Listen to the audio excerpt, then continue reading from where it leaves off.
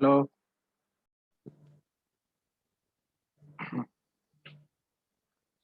So I told you that in the case of joining, if somebody joins with the greater value than average, so in that case average will increase. So now I can ask a question कि F joins the group. ठीक है, बहुत basic statement पे हम question बना रहे हैं.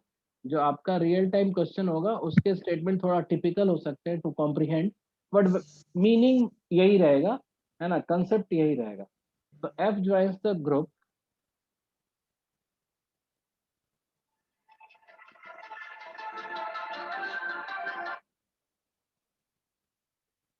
and average increased by, हमने एवरेज का ही वैल्यू बता दिया कि इंक्रीज कर गया 1 से.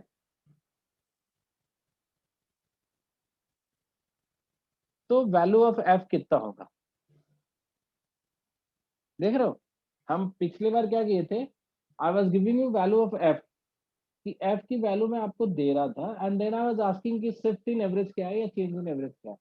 Now I am already given कि एवरेज का शिफ्ट तो एक है ना, इंक्रीज कर गया. तो एफ की वैल्यू क्या होगी. तो सबसे पहली चीज जो एक 12 सर. रुक जाओ, 14 12 किसने बोला. सर मैंने सर चिरंजीव. अच्छा 16 14 किसने बोला. सब गलत है. तुम लोग Ash. इतने 16 हाँ 16 इज ओके. चलो तुम लोग ध्यान से सुन तो लो. तो पिछले वाले केस में क्या होता था कि हम वैल्यू दे रहे थे and then I was asking change in average क्या है अभी एक से. तो अब इसको रिवर्स अगर आपको सोचना है तो कैसे सोचोगे. आप सोचोगे कि एफ जो आ रहा है, एक तो बात पक्का है कि चूंकि एवरेज को इंक्रीज कर रहा है आने वाला वैल्यू, तो एफ की वैल्यू 10 से तो ज्यादा होगी. और कितनी ज्यादा होगी ये देखना. तो अगर हम एफ को 10 रखते तो उस केस में फाइनल एवरेज जो है वो 10 होता है ना. ये एवरीबॉडी नोज, ठीक है, हम उसी रेफरेंस पे लेके चल रहे हैं. And since average is being increased by 1, तो अब बाकी जो वैल्यूज है 9 13 10 ये तो चेंज हो नहीं सकती, ये तो पहले से थे. तो द ओनली चेंज और the only thing that I can do is I can adjust value of F. तो एफ को अगर हम 10 ले लेते हैं, ठीक है, तो हमें एफ पे ही रिस्पॉन्सिबिलिटी डालनी है कि वो सबके लिए एक भी लाए. 10 to maintain the average, 1 to increase the average. तो 1 कितनी बार लाना पड़ेगा एफ को, टोटल 6 6 टाइम. टाइम्स. अपने लिए भी तो लाना पड़ेगा ना, अपने लिए भी एफ 1 को लाना पड़ेगा.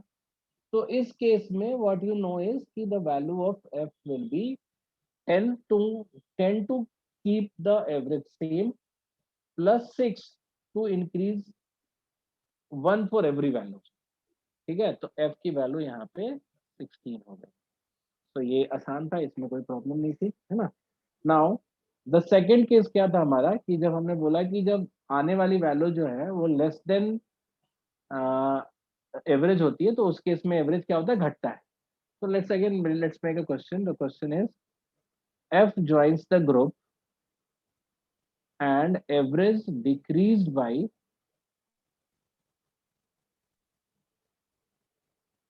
0.5, या हमने कर दिया इसको 1.5.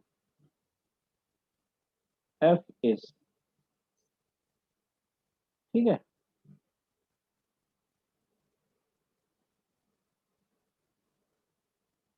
एफ की वैल्यू क्या होगी. फर्स्ट वैल्यू में आपने इंक्रीज बाय 1 लिखा हुआ है. हाँ इंक्रीज बाय 1 लिया, ठीक है. तो अभी क्या हुआ कि इस केस में, अच्छा I am writing in a very very क्या बोलते हैं उसको, simplest form of the question, है ना. जब आप क्वेश्चन करने जाओगे तो इसी चीज को थोड़ा घुमा फिरा के वो लोग बोलते हैं, है ना. कभी नंबर्स का यूज करेंगे, कभी टीचर का यूज करेंगे, कभी किसी चीज का यूज करेंगे, but the ultimate aim is same, है ना. तो या तो वो डिक्रीज हो रहा होगा या एवरी इंक्रीज हो रहा होगा, but I am talking in reverse. ये तो तुम्हें पता ही होगा कि पहले हम वैल्यू दे के एवरेज में चेंज पूछ रहे थे, अभी हम एवरेज में चेंज देकर वैल्यू पूछ रहे हैं. तो अगर 1.5 से डिक्रीज करना है तो हमें ये पता है कि इसको 9, एफ की वैल्यू 9 होगी, एफ की वैल्यू 1 होगी. एफ की वैल्यू 1 होगी. चलो हम अभी बता देते हैं कैसा है. कि जैसे अब फिर से हम ऐसे सोचेंगे कि अगर हम एफ को 10 दे दिए होते, ठीक है, एफ को 10 दे दिए होते, या फिर ऐसा मानो कि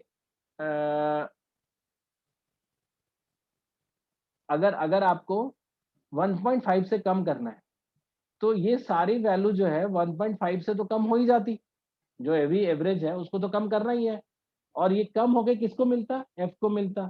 ठीक है, तो F will get how much extra, 7.5 तो उसको पुराने ग्रुप से ही मिलेगा, क्योंकि एवरेज कम हुआ है तो 7.5 मतलब 1.5 1.5 1.5 सबसे गिर रहा है ना, तो 7.5 तो ऑलरेडी पुराने ग्रुप से मिल रहा है, और प्लस इसको होना कितना है, 8.5 होना है। जो नई एवरेज है वो अगर ड्रॉप हो रहा है तो सारी वैल्यू तो 8.5 हो गई ना। तो इसको हम कई तरीके से सोच सकते हैं। ठीक है, पहले मैं एडजस्टमेंट वाला तरीका बता रहा हूँ, बाद में अगर आपको नहीं कुछ समझ में आए तो टोटल वाला तरीका तो है ही आपके पास।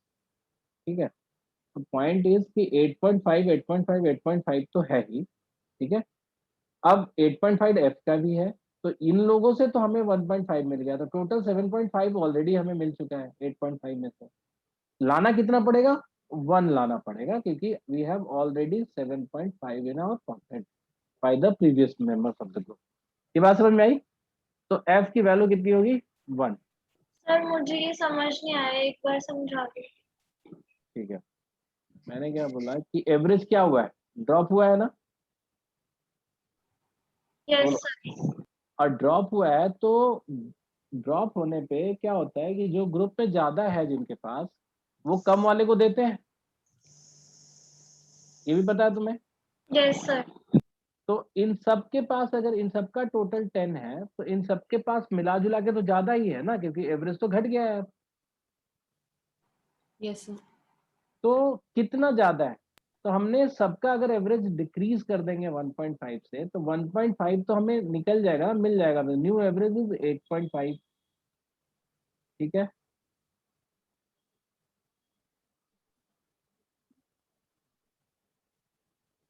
तो हमें इधर से तो 1.5 1.5 1.5 मिला, विच इज 7.5 हमारे पास ऑलरेडी है, और एफ को टोटल चाहिए क्या, 8.5 रखना है, तो 7.5 तो हमें ऑलरेडी मिल चुका है, बचा कितना, 1 बचा ना, तो 1 लेके ही आएगा केवल। आ नहीं गया समझ सर। आ गया ना। अच्छा, बाकी टोटल वाला भी तरीका बहुत आसान होता है। ठीक है, ऑल्दो आई प्रेफर कि आप दोनों ही यूज करो।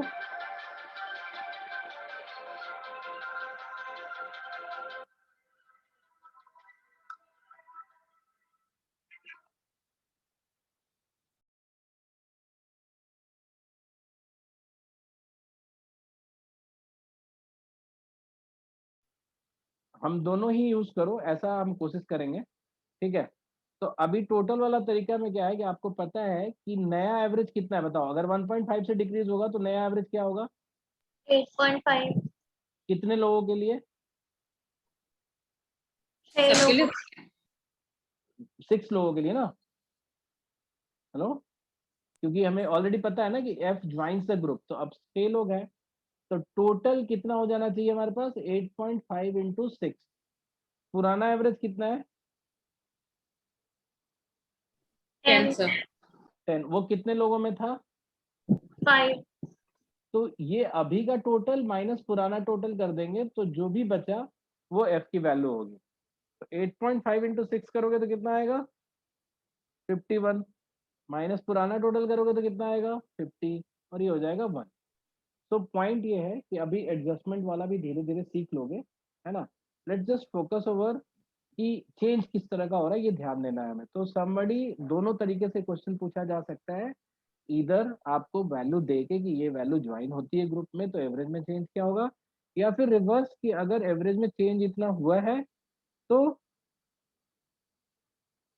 एवरेज में चेंज इतना हुआ है तो जो वैल्यू ज्वाइन की है उसकी वैल्यू कितनी होगी। तो ज्वाइनिंग वाला केस हो गया आपका।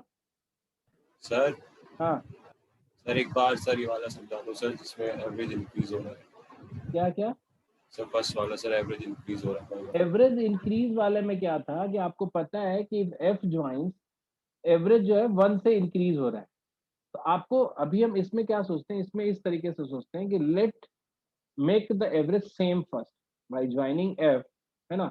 या हम दूसरे वाले को भी इसी तरीके से सोच सकते हैं, दोनों का हम इस तरीके से भी बताते हैं। रुको, पहले वाले में हम सोचे कि हम एक एफ को वैल्यू दे देते हैं एवरेज, एवरेज मेंटेन करने के लिए। एवरेज मेंटेन हो गया, है ना, 10 की वैल्यू तो एफ की है। Now what I have to do is, हमें सबके लिए एक चाहिए, क्योंकि एवरेज तो इंक्रीज हुआ है एक से। तो since average had been increase by 1, और वो वैल्यू कौन लेके आएगा, वो वैल्यू तो एफ को ही लेके आना पड़ेगा ना, क्योंकि पुरानी वैल्यूज तो चेंज हो नहीं सकती। तो एफ को कितना और लेके आना पड़ेगा, सबके लिए एक एक और लेके आना पड़ेगा। तो F has got the responsibility to bring 1 for everyone. तो 10 तो एवरेज को मेंटेन करने के लिए, प्लस 6 उसको सबको एवरेज बढ़ाने के लिए, तो इसलिए एफ की वैल्यू 6 है। ठीक है, ओके सर। ठीक है। अभी हम क्या करते हैं, इसी तरीके से ना डिक्रीज वाला भी कर देते हैं, तो तुम लोग को एक मोनोटोनस सा हो जाएगा, एक जैसा हो जाएगा। मोनोटोनस नहीं बोलेंगे, सेम टाइप का थॉट प्रोसेस हो जाएगा, तो अच्छा लगेगा तुम्हें। हम इस केस में भी क्या करते हैं, let's maintain the average. To maintain the average F की वैल्यू कितनी होनी चाहिए बताओ। मेंटेन मतलब 10 का 10 10 एवरेज रखना है, तो एफ 10. की वैल्यू 10 होनी चाहिए। तो हमने 10 दे दिया। नाउ सिंस एफ की वैल्यू जो है वो 10 नहीं है, मतलब सॉरी, एवरेज जो है वो 10 नहीं है, एवरेज कितने से ड्रॉप हो रहा है, 1.5 से। तो हम सब में से 1.5 निकाल लेते हैं। तो टोटल कितना निकालना पड़ेगा हमें,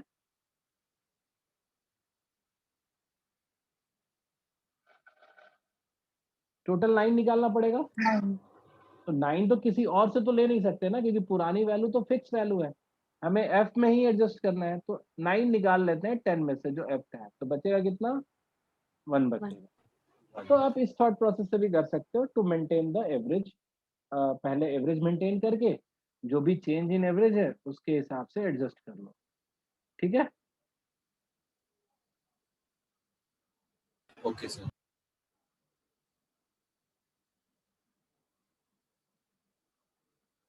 ठीक है। तो अब आते हैं हम लोग लीव द ग्रुप वाले पे। तुमको पता ही है अब क्या करेंगे हम, है ना। अब लीव द ग्रुप वाले में ना बहुत लिमिटेड क्वेश्चन पूछा जा सकता है, बाय नोइंग कि हमें किसको लीव कराना है ना। हम किसी किसी भी वैल्यू से कम नहीं करा सकते और ज्यादा नहीं करा सकते। ठीक है, तो जैसे मान लो इफ आई से कि नया एवरेज जो है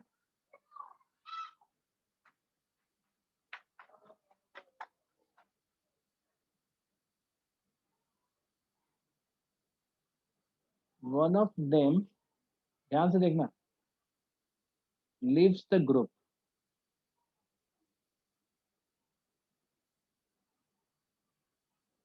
new average decrease by, sorry increase by, पहले इंक्रीज करते हैं, इंक्रीज बाय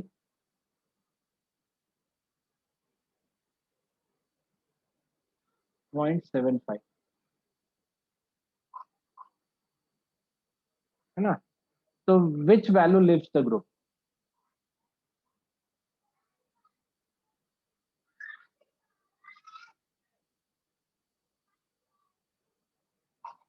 क्योंकि जो लीव हुआ है तो इसी में से लीव होगा ना, हम तो अलग से कुछ लीव नहीं कराएंगे। तो कौन सा लीव किया, सी। कैसे पता चला तुम्हें। सर वो 7 लीव करेगा तो मतलब 3 एक्स्ट्रा बटेंगे किसमें, 4 में, तो 0.75 सब में ऐड होगा। हाँ, तो इसमें आप ऐसे सोच सकते हो कि चूंकि 0.75 से इंक्रीज हो रहा है, तो बाकी जैसे कोई लीव कर रहा है ना तो 4 लोग बचेंगे, है ना। और 0.75 से वो हो रहा है, इंक्रीज हो रहा है ना।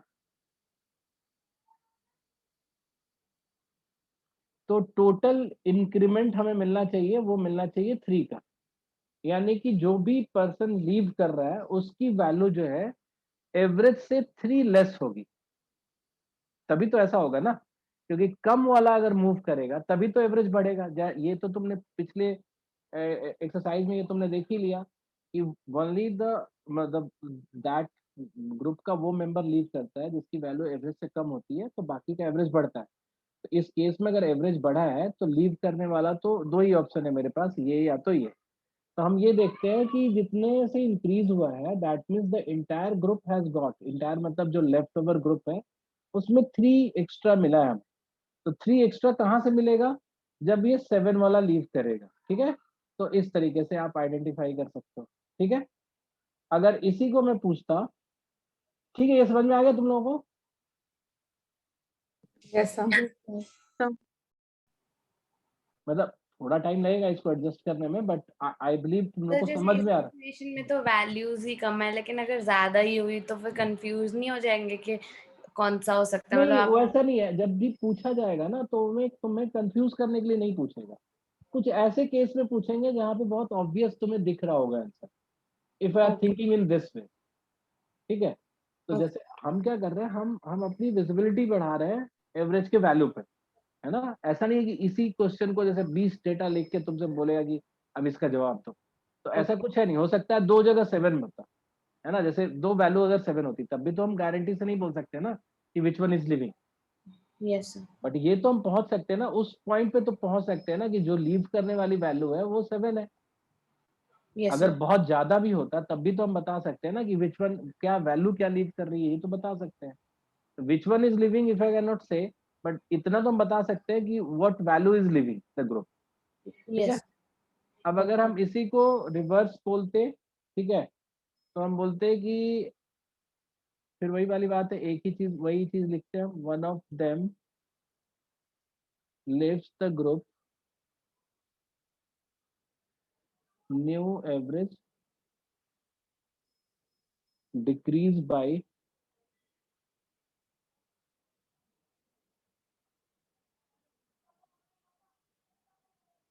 0.25, ठीक है। तो which value left, E E हाँ, E इसमें भी वही वाली बात हो गई कि आपको पता है कि जो अगर डिक्रीज हुआ है तो वो एक्स्ट्रा लेके गया होगा जिसने भी लीव किया होगा। वो रीजनिंग आपको बिल्कुल अपने दिमाग में बैठा के रखनी है, और उसको बार बार देखोगे तो और बैठ जाएगा कि if somebody is living the group, अगर उसकी वैल्यू एवरेज से कम है ना, तो उस केस में एवरेज इंक्रीज होगा। If somebody is living the group, उसकी वैल्यू एवरेज से ज्यादा है ना, तो उस केस में एवरेज डिक्रीज होगा। तो if the average is decreasing by 0.25, तो उस केस में हम ये पहले देख लेते हैं कि टोटल कितना डिक्रीज होना है। तो टोटल बचा हुआ, टोटल ऑब्जर्वेशन 4 है, उसमें से 0.25 वगैरह मल्टीप्लाई करेंगे तो एक जो है वो एक्स्ट्रा निकाल रहा है। तो वैल्यू जो डिक्रीज हुआ है ये हम बता सकते हैं 11, और इस केस में हम बता सकते हैं कि ई डिक्रीज किया, ये ई लीव किया है ना। कभी कभी सिर्फ वैल्यू पूछ सकता है ना कि किस वैल्यू का कौन सी वैल्यू लीव की होगी ग्रुप से, तब तो आसिता कोई दिक्कत नहीं है ना। इवन 50 लोग भी हैं, है ना, अगर तुमसे जस्ट वैल्यू की बात हो रही है तो तुम बता सकते हो कि किस वैल्यू ने लीव किया है, यस सर ठीक है। तो जैसे हम इसे बोलते हैं कि 5 लोगों का एज है, 5 लोगों का एज का एवरेज 10 है ना, एक आदमी छोड़ गया, है ना। 5 स्टूडेंट्स हैं जिनका एवरेज 10 है, एक छोड़ गया, जिससे कि एवरेज जो है 0.25 से डिक्रीज हो गई। तो जिसने छोड़ा उसका उसका एज क्या है, तो हम उसका एज तो बता सकते हैं ना, because there is no number defined. हम ये बता सकते हैं कि वो बच्चा छोड़ा होगा जिसकी एज 11 होगी, ठीक है। Yes sir very good. अब इस पे आते हैं रिप्लेसमेंट वाले केस पे, ठीक है, सेम रिवर्स वाले में। वहां पे भी तुम बिल्कुल इजीली पकड़ सकते हो कि अगर हमने बोला रिप्लेसमेंट वाले में किसी एक वैल्यू का रिप्लेसमेंट देंगे हम, है ना, या फिर अगर हमने बोला कि एक कोई वैल्यू रिप्लेस, जैसे किसी रेफरेंस में देंगे ना, कि जैसे हमने सी को reference C replaced by F, और एवरेज इंक्रीज बाय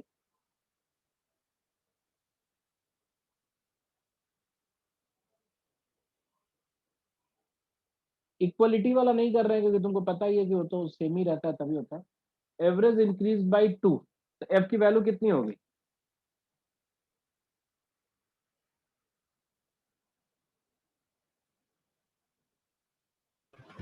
20 20 कैसे होगी? कौन है ये? सोचते नहीं हो गया तुम लोग बिल्कुल। सी की वैल्यू कितनी है बताना जरा सा। 7. 7 सर 14 है ना, और 14 किसने बोला? कोई और बोलो।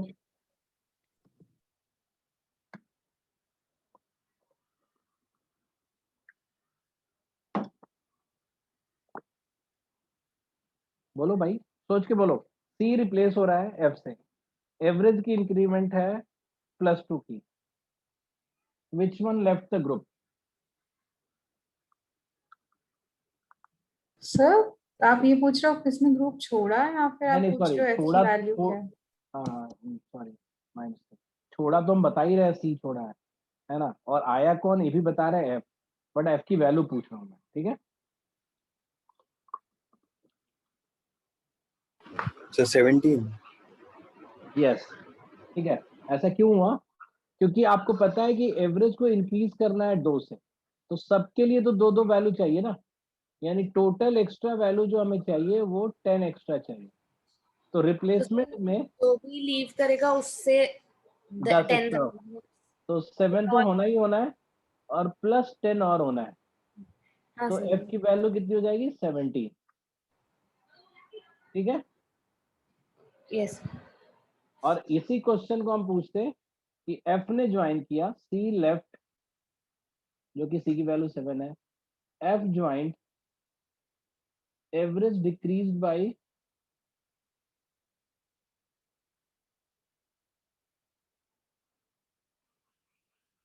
1,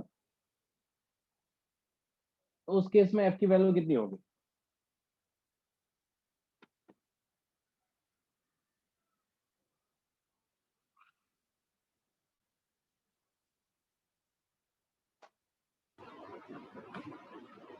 टू कितना? टू तो सबको समझ में आया क्या हुआ? सर एक बार दोबारा बताएंगे ये वाला? सर मुझे 7 से समझ में नहीं आया, 7 से मतलब 7 कहाँ, मुझे वो भी समझ में नहीं आया। 7 तो ग्रुप का मेंबर है, देखो सी, वो ग्रुप है हमारा जिसका एवरेज 10 है। आई टोल्ड यू जो सी जो है वो लीव करता है, तो सी की वैल्यू 7 है ना, मतलब सी लीव करता है and it is getting replaced by F, उसके कारण एवरेज डिक्रीज हो जाता है 1 से, तो एफ की वैल्यू पूछ रहा हूँ मैं, है ना। आई बात समझना अभी? हेलो। Yes sir. तो अब तुम सोचो, अस्मिता तुम बोल रहे हो ना नहीं समझ में आया, एक बार सोचो फिर से। हाँ मतलब मैं तो अभी ऊपर वाले केस पे ही हूँ कि इंक्रीज हुई थी बाय 2, हाँ तो तो मैं उस इंक्रीज पे ही तो अटकी हुई हूँ अभी। तो सबके लिए तो चाहिए ना हमें 2 2, अगर हाँ एवरेज 2 से बढ़ा है तो all 5 value will need 2 extra, तो एफ की वैल्यू अगर सी के बराबर होगा तो कोई चेंज नहीं होगा एवरेज में, ओ आई गॉट इट सॉरी। है ना। तो हमें सबके लिए 2 है, तो 2 तो हमें लेके आना पड़ेगा, है ना।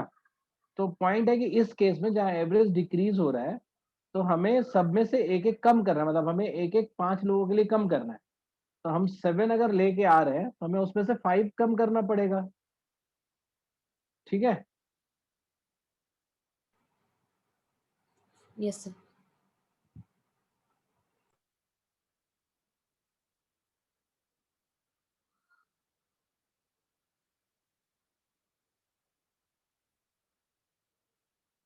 बताओ।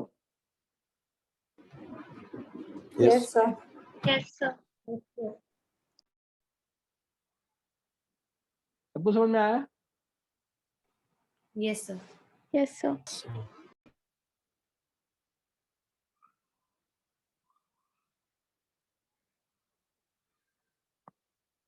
सो माय पॉइंट इज कि रिप्लेसमेंट वाले केस में जो वैल्यू रिप्लेस हो रही है उस पे डिपेंड करता है कि नई वैल्यू क्या आएगी।